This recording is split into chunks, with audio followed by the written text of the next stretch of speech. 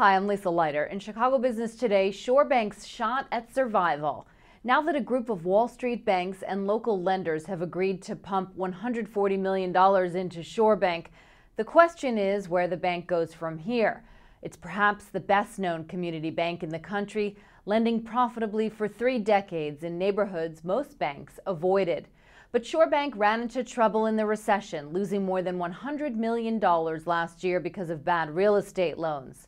Earlier, I sat down with Crain senior reporter Steve Daniels, who's been following the ShoreBank story, to talk more about how ShoreBank was saved. Some big names stepped up to the plate at the 11th hour to save ShoreBank. What do we know about how the rescue package came to pass? Well, this has been weeks in the making. It's been evident for a long time that some of Wall Street's biggest names were talking to ShoreBank. ShoreBank has a lot of political influence and a lot of supporters among politicians. Dick Durbin, senator from Illinois, Jan Schakowsky, representative from Illinois, were very involved in bringing these various parties to the table. Some of them are already shareholders of ShoreBank or lenders to them. JP Chase, Bank of America, Harris, all have been supporters of ShoreBank in the past. The new ones, Goldman Sachs, General Electric, saw an opportunity to maybe score some PR points. So what happens now? Is this capital enough for ShoreBank to survive? We're not going to know for a while.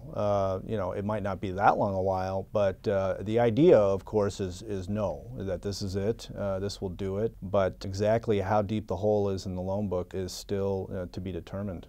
The bank, though, is going to need to certainly change its strategy going forward. What do you think it needs to do to not only survive, but to thrive going into the future? That's a hard question to answer. I mean, to a certain degree, if you're lending in communities that are by definition riskier to lend in, then you're going to be at some risk. But maybe what you need to do is to hold more capital to cushion yourself against those sorts of future losses. They're going to have to be a more cautious bank than they've been in the past. That's obviously doesn't exactly agree with the mission that they've set forth for themselves to lend actively in these kinds of communities, but obviously it doesn't help anybody if you're not around.